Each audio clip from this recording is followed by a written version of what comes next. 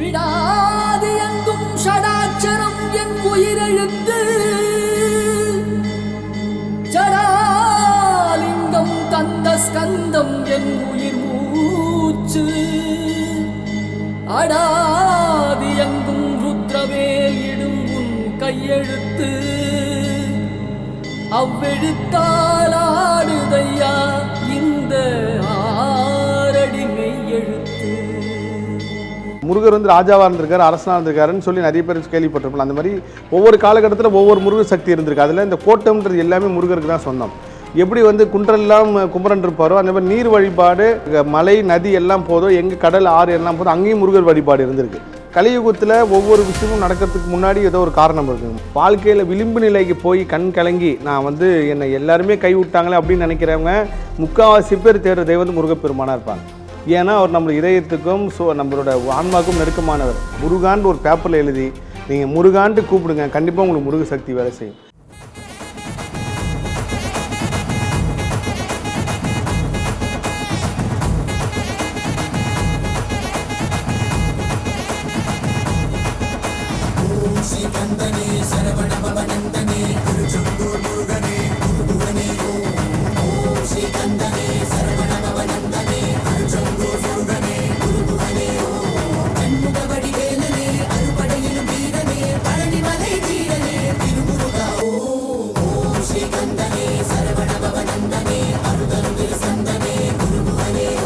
நக்கீரனின் ஓம் Saravanabhava channel நேயர்களுக்கு அன்பு வணக்கங்கள்.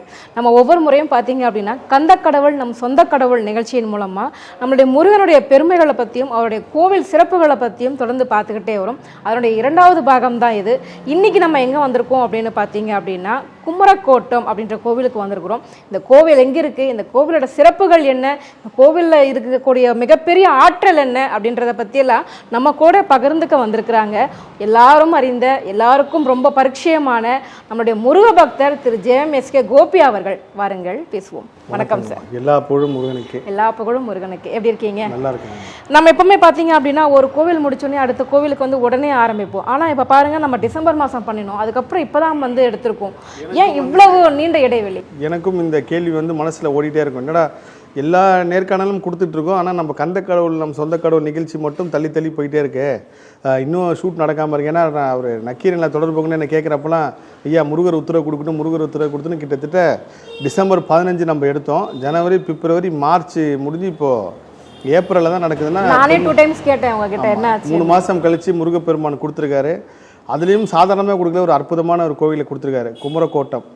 இந்த கோவில் எப்படி வந்துச்சுன்னு பின்னாடி ஒரு பெரிய சுவாரஸ்யமான இருக்குங்க. இப்போ நான் கிட்டத்தட்ட இந்த நிகழ்ச்சி தொடங்குகிறோம். இந்த நிகழ்ச்சியில் என்னென்ன சொல்ல வரேன்னா, முருகர் கனவுல சொல்லி வந்த கோவில், முருகராக உருவாக்கின கோவில். மனிதர்கள் சில கோயில் உருவாக்கியிருப்பாங்க, சில கோயில் முருகரை உருவாக்கியிருப்பார். சில கோயில்கள் வந்து சித்தர்களோ இல்லை பெரிய ஞானிகளோ இல்லை மிகப்பெரிய மகா புருஷர்களோ இவங்கன்னா உருவாக்கியிருப்பாங்க. அதை தான் நம்ம முதல்ல இந்த நிகழ்ச்சியில் சொல்லணும். அதில் சென்னையிலேருந்து தொடங்கி தமிழ்நாடு ஃபுல்லாக பயணம் பண்ணுவோம் அப்படின்னு சொல்லி தான் திட்டமிட்டது. அதில் முதல் கோவில் வந்து வட திருச்செந்தூர் நம்ம எண்ணூரில் பார்த்துருந்தோம். 2வதாக நான் விருப்பப்பட்ட கோவில் வந்து ஒரு கோவில். அந்த கோவில் வந்து பர்மிஷன் கேட்குறேன், பர்மிஷன் கேட்டே இருக்கேன். முருகர் உத்தரவு கொடுக்கட்டும் சார் அப்படின்னு அவங்களும் சொல்கிறாங்க. அப்படியே தள்ளி தலைப்பிட்டு இருக்கும்போது ஒரு நாள் வந்து சென்னை வடபழனி வேங்கீஸ்வரர் கோவில் இருக்குது. அந்த வேங்கீஸ்வரர் கோவிலுக்கு நான் கோயிலுக்கு கூட போகல. அந்த கோவில் எதிரில் ஒரு பார்க்கிங்கில் ஒரு விஷயத்துக்காக ஒரு ஆளை பார்க்க தான் நின்றுட்டுருக்கேன். இதான் முருகர் சக்தி பாருங்கள். நின்றுட்டு இருக்கும்போது ஒரு தம்பி வந்து உங்கள்கிட்ட ஃபோட்டோ எடுக்கணும்னு சொல்லி வந்து கேட்குறாரு. வாங்க நான் எடுக்கலான்னு சொல்லிட்டு நான் வாங்கி செல்ஃபி எடுத்துருக்கும் போது, அண்ணன் நான் வந்து ஒரு கோவிலை பற்றி சொல்லியிருந்தேன், நீங்கள் இன்னும் அதை பார்க்கவே இல்லை பாருங்கண்ணா. நான் எனக்கு வாட்ஸ்அப்பில் நிறைய மெசேஜுங்கம்மா. இப்போ வரைக்கும் கிட்டத்தட்ட ஒரு 4000-5000 மெசேஜ் இருக்குது. நான் எப்போலாம் வந்து ஃப்ரீயாக இருக்கணும் ஒன்று ஒன்றா பார்க்கும்போது இந்த தம்பி சொல்கிறார். பார்த்தா அவர் 1 மாதத்துக்கு முன்னாடி எனக்கு அமைச்சிருக்காரு இந்த கோவிலை பற்றி, இந்த சென்னை குமரக்கோட்டை கோவிலை பற்றி. எனக்கு கேட்டோன்னே மெய் செலுத்திட்டேன். ஆஹா, இப்படி ஒரு அற்புதமான கோயில் சென்னையில் இருக்கா, முருகர் இப்படி ஒரு மூலயமா காட்டுறார் போடுக்குன்னு சொல்லி அந்த தம்பி நம்பர்லாம் வாங்கிட்டு கரெக்டாக ஒரு 2 நாள் கழிச்சு எனக்கு மெடிடேஷனில் இந்த கோயிலை தான் காட்டணுன்னு எனக்கு உத்தரவு வருது. ஒரு வாட்டி திரும்ப ஊர்ஜிதப்படுத்திக்கலான்னு சொல்லி முருகர்கிட்ட எழுதி போட்டு கேட்குறப்போ நான் நினச்ச கோயிலும் இந்த கோயில் எழுதி போடுறப்போ இந்த கோயில் தான் வந்துச்சு. அப்படி தான் இந்த கோயிலே வந்தது. அது ஒரு பெரிய ஆச்சரியம். அப்புறம் அந்த தம்பியை தொடர்பு கொண்டு, கண்ணா இந்த மாதிரி முருகர் உத்தரவு கொடுத்துருக்காரு, நீ யார் ராஜா நீனே இவ்வளோ பெரிய ஒரு விஷயத்த வந்து எனக்கு நீ ஒரு கருவியாக இருந்து செயல்பட்டுருக்கே, கண்டிப்பாக முருக சக்தியில் நீயும் ஒருத்தர் தம்பி அப்படின்னு சொல்லி, இந்த கோவில் எங்கே இருக்குன்னு சொல்லிட்டு, நீ இன்டர்வியூ எடுக்கிறது இவ்வளோ நாளாச்சு இல்லை, இந்த கோயிலுக்கு வர்றதுக்கு கிட்டத்தட்ட எனக்கு ஒரு 15-20 நாளாக தினமும் நான் வரேன்னு சொல்லுவேன். ஆனால் வர முடியாது. காலையில் ஃபோன் பண்ணி இந்த இன்றைக்கி வந்துடுங்கண்ணா, எனக்கு என்னென்னா இன்டர்வியூ எடுக்கிறதுக்கு முன்னாடி நம்ம முதல்ல போயிடுவோம். நம்ம இந்த கோயிலோட வரலாறுலாம் தெரிஞ்சுக்கிட்டு இந்த கோயிலோட சக்தி சம்மந்தப்பட்ட எல்லா விஷயத்தையும் உணர்ந்ததுக்கப்புறம் பேசினா கரெக்டாக இருக்குன்னு சொல்லி இந்த தம்பி எனக்கு வந்து கன்ஃபார்ம் பண்ணி வச்சுருவார். நான் இந்த டைமுக்கு வந்திருக்கேன்ட்டு என்னால் வர முடியாது, நான் சொல்கிற டைமுக்கு என்னால் போகவே முடியல. காலையில் 6 மணிக்கு ஃபோன் பண்ணி ஏன்னா இன்றைக்கி வர முடியாது ராஜா, நான் இன்னும் சரியான சூழ்நிலை அமையலன்ட்டு ஒரு 7 வாட்டி தள்ளி போய் 8வது வாட்டி போயே ஆகணும், இன்றைக்கி எந்த வேலை இருந்தாலும் பரவாயில்லன்னு சொல்லி நேராக சென்ட்ரல் வந்து சென்ட்ரல்லேருந்து இந்த எலிஃபென்ட் கேட் வந்துட்டேன். வந்ததுக்கப்புறம் அந்த தம்பி சொன்னார், நான் அங்கேயே இருங்க, நான் வந்து கூப்பிட்டு போகிறேன்னு சொல்லி கூப்பிட்டு வந்து என்னை ஒரு அப்படி சுற்றி கூப்பிட்டு வந்து நிப்பாட்டுற ஒரு இடத்துல நான் கோபுரத்தையும் இந்த கோயில் நுழைவாலையும் பார்த்து மிரண்டு போயிட்டாங்கம்மா. இப்படி ஒரு கோயிலை வந்து நம்ம மூலயமா ஒரு சிறு கருவியாக தேர்ந்தெடுத்திருக்காரு.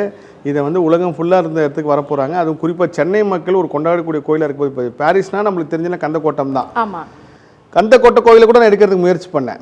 நக்கீரனில் சொன்னால் நம்ம கந்தக்கோட்டை முருகரை காட்டணுங்க, அதுக்கு சிறப்பு முறையான அனுமதி பெற்று நம்ம போவோம். இப்போ இதுக்கு எப்படி முறையான அனுமதி பெற்று வந்தோம் அந்த மாதிரி போன்றப்போ அதுவும் தள்ளி போயிட்டு இருக்கும்போது என்றைக்காவது ஒரு நாள் பாரிஸில் நம்ம கண்டிப்பாக ஷூட் பண்ணுவோம், ஒரு கோயிலை காட்டுவோன்ட்டு எனக்கு தெரியும். ஆனால் அது குமரக்கோட்டம் தான்ன்றது வந்து எனக்கு லேட்டாக தான் உணர்ந்தேன். ஸோ அப்பேற்பட்ட அற்புதமான ஒரு ஸ்தலம் இந்த ஸ்தலம். இந்த கோவில் எங்கே இருக்குன்னு பார்த்தீங்கன்னா சென்ட்ரல் ரயில்வே ஸ்டேஷன் இருக்கு இல்லைங்கம்மா, சென்ட்ரல் ரயில்வே ஸ்டேஷன் பக்கத்தில் எலிஃபென்ட் கேட் சிக்னல் வரும். எலிஃபென்ட் கேட் சிக்னல்லேருந்து யூ-டர்ன் பண்ணிங்கனாலே லெஃப்ட்டில் குமரக்கோட்டம்னு யார் கேட்டாலும் சொல்லுவாங்க. அது மட்டும் இல்லாமல் என்னோட முருகர் ஆராய்ச்சியில் நான் உணர்ந்த விஷயம், சென்னையில் மொத்தம் 7 கோட்டம் இருக்குது. நீங்கள் எப்படி அறுபடை முருகர் தமிழ்நாடு ஃபுல்லாக இருக்கோ அதே மாதிரி இந்தியா ஃபுல்லாகவும் அறுபடை முருகர் இருக்கார்.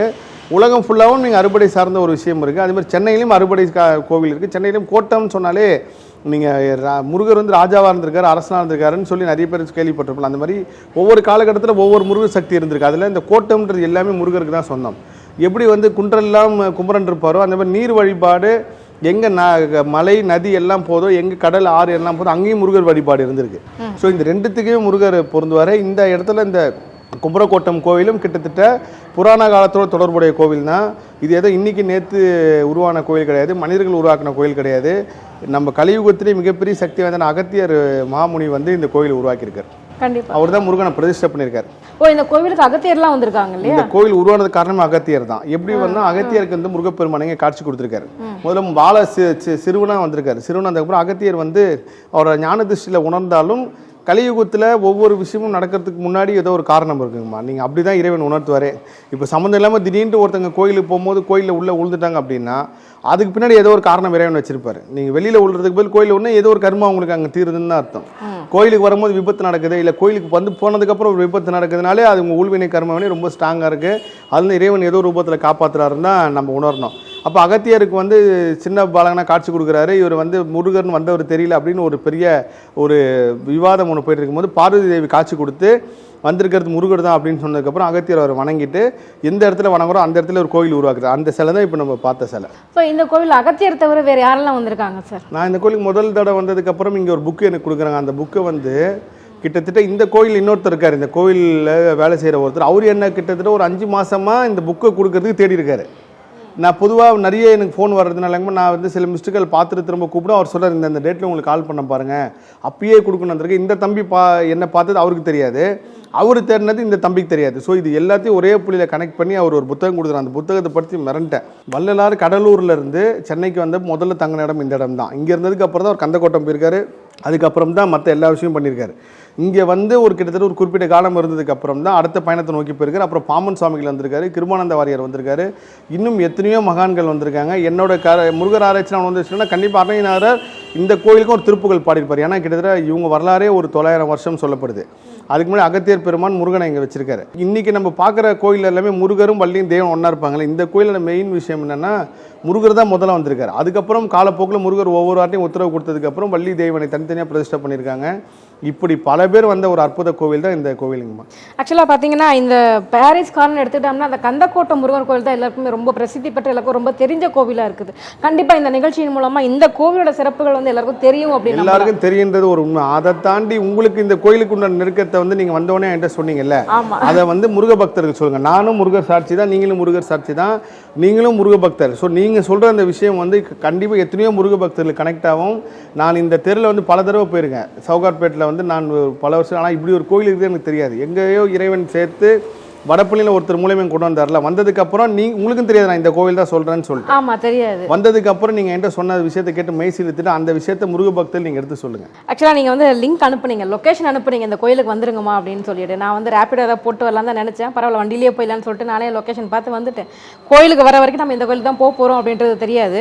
கோயிலுக்குள்ளே வரும்போது தான் எனக்கு இந்த கோயில் ரொம்ப ஒரு பர்சனலாக ஒரு விஷயத்தில் எனக்கு ரொம்ப கனெக்டான ஒரு கோவில். ஒரு மிகப்பெரிய ஒரு ட்ராஜடி, ஒரு பிரச்சனையில் சிக்கிக்கிட்டு இருந்தப்ப சப்போர்ட்டுக்கு யாருமே இல்லாத ஒரு சூழ்நிலையில் இந்த கோவிலில் வந்து முருகன் கிட்ட உட்காந்து நான் முறையிடுறேன், கண்ணீரோட முறையிடுறேன். அதுக்கு அடுத்து கொஞ்ச நாளில் பார்த்தீங்க அப்படின்னா அந்த பிரச்சனை இப்போ இருக்கிற இடமே இல்லாமல் போயிடுச்சு. அத்தனை பேரும் எனக்கு சப்போர்ட் பண்ணுற நிலைமைக்கு இப்போ வரைக்கும் எனக்கு அவ்வளோ தாங்கி நிற்கிறாங்க.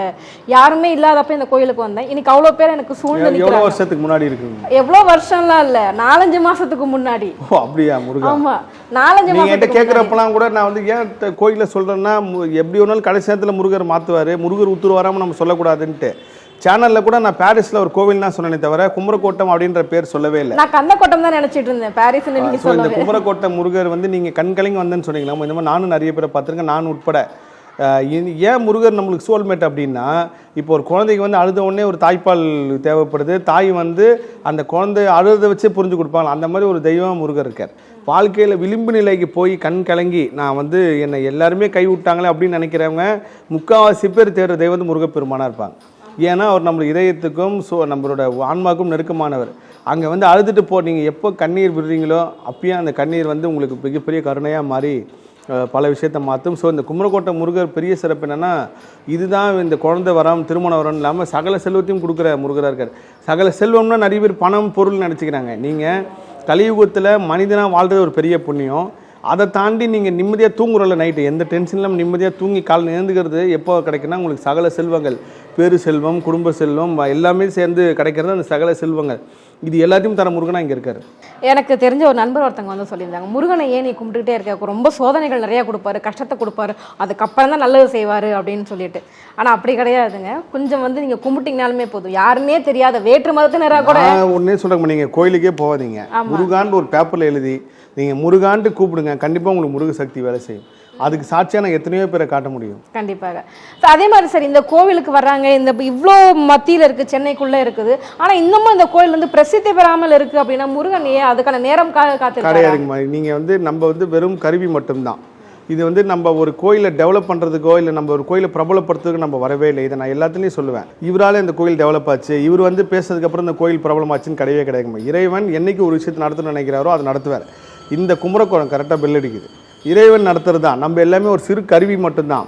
இப்போ குமரக்கோட்டம் பிரசித்தி பெற்றது பிரசித்தி பெறல ஒரு மேட்டர். இது குமரக்கோட்டத்துக்கு எப்போ இருந்தாலும் மக்கள் வரதான் போகிறாங்க, நிச்சயமாக அதுக்குள்ள நாள் வரப்போ. இப்போ எப்படி மனிதர்களுக்கு சோதனைன்னு சொல்கிறீங்க, அதுமாதிரி இறை சக்திக்கும் ஒரு பெரிய விஷயம் இருக்கும். எத்தனையோ சிவன் கோயில்களில் வந்து எந்த வழிபாடும் நடக்காமல் இருக்குது. ஆனால் ஏதோ சிவன் கோயிலில் நம்ம தஞ்சாவூராக இருக்கட்டும், சென்னையில் இருக்க கபாலீஸ்வரர் கோயில் எவ்வளோ 6 கால பூஜை நடந்து எப்படி பிரம்மாண்டமாக நடக்குது. அதுக்காக இந்த இறைவன் உயர்ந்தோம் அந்த இறைவன் தாழ்ந்தோன்னு கிடையாது. எல்லாத்துக்குமே இயற்கை ஒரு காலகட்டம் வச்சுருக்கு. அதே மாதிரி நான் இது வரைக்கும் போன எல்லா கோவில்களுமே, முருகர் ஆராய்ச்சி சம்மந்தமாக போன எல்லா கோவிலுக்குமே கும்பாபிஷேகம் நடக்கிறதுக்கு முன்னாடி போவேன், பாலாலயம் பண்ணுற காலத்தில் போவேன். அதுக்கப்புறம் நம்ம அங்கே போய் அந்த விஷயத்தை பதிவு பண்ணதுக்கப்புறம் அங்கே மக்கள் அந்த கும்பாபிஷேகம் உதவாங்க. அதுக்கப்புறம் பிரம்மாண்டமாக அந்த கும்பாபிஷேகம் நடக்கும்.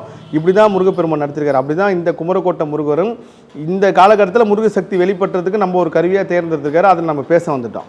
ஸோ குமரக்கோட்டை முருகர் வந்து சென்னை மக்கள் எப்படி இங்கேருந்து சிறுவாபுரிக்கும் ஆண்டார்குப்பத்துக்கும் போகிறாங்களோ அதே மாதிரி குமரக்கோட்டை முருகருக்கும் அந்த சென்னை மக்கள் பார்க்கணுன்ட்டு முருகர் விருப்பப்பட்டிருக்காரு. அதுக்காக நம்மள ஒரு சிறு துரும்பா செயல்பட வச்சு பேச வைக்கிறாரு. அந்த துரும்புல நானும் ஒரு துரும்பா இருக்கு அப்படின்னும் கொஞ்சம் பெருமையா சந்தோஷமா இருக்கு. இந்த கோயிலுக்குள்ள கனெக்ட் ஆனதே பெரிய ஆச்சரியம் இல்லைங்க, அதுவே பெரிய முருக சக்தி தானே. கண்டிப்பா. நான் வந்து இன்னொரு இந்த கோயிலில் வந்தப்போ ஒரு பெரிய விஷயம் ஆச்சரியப்பட்டது என்னன்னா, சமீபத்தில் முருகர் ஆராய்ச்சி வந்து நாகர்கள் தான் தமிழர்கள். நீங்கள் இன்றைக்கி பேரால் தமிழர்கள், மலையாளிகள், கன்னடிகள் பிரிஞ்சாலும் இவங்க எல்லாருமே நார்த் இந்தியா முதற்கொண்டு எல்லாருமே நாகாசுன்ற ஒரு பேரில் பல ஆயிரம் ஆண்டுகளுக்கு முன்பே அழைக்கப்பட்டிருக்கோம். அந்த நாகர்கள் எல்லாருமே ஒரு தெய்வத்தை வழிபட்டிருக்காங்க. அந்த ஒரு தெய்வம்ன்றது ஒரு புள்ளியில் எங்கே வராங்கன்னு பார்த்தீங்கன்னா முருகர்கிட்டேருந்து வழிபடுறாங்க. முருகர் தான் நாகாஸ் வழங்கப்பட்டிருக்காங்க. அந்த இவங்க எல்லாருமே பிரிஞ்சு இன்றைக்கி குமரிக்கண்ணன் உட்பட எல்லா இடத்துலையுமே வாழ்ந்துருக்காங்கம்மா.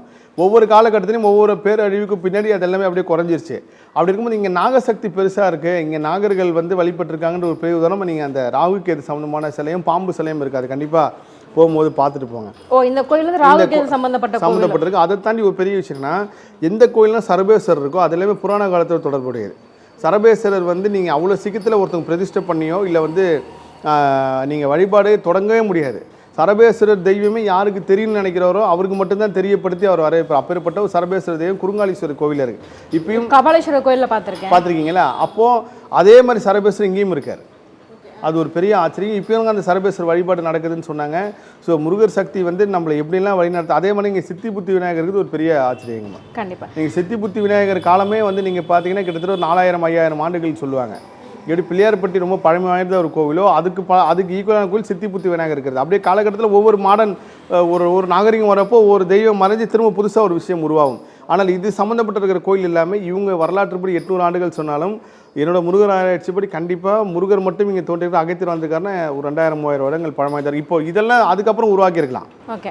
இப்போ நான் போகிற எல்லா கோயிலுமே முதல் சிலை வந்திருக்கும், அப்புறம் சின்னதாக இருந்திருப்பாங்க. அதுக்கப்புறம் ஒவ்வொரு காலகட்டத்தில் ஒவ்வொரு மன்னர் வரப்போ ஒரு விஷயத்தை கட்டியிருப்பார். அப்படி தான் இந்த கோயில் உருவாக்கப்பட்டிருக்கும். இதில் பாமன் சுவாமிகள் இங்கே வந்து அதேமாதிரி கந்தக்கோட்டத்தோட இந்த கோயில் வந்து ரொம்ப புராதனமான ஒரு கோவில், சீனியர் கோவில்.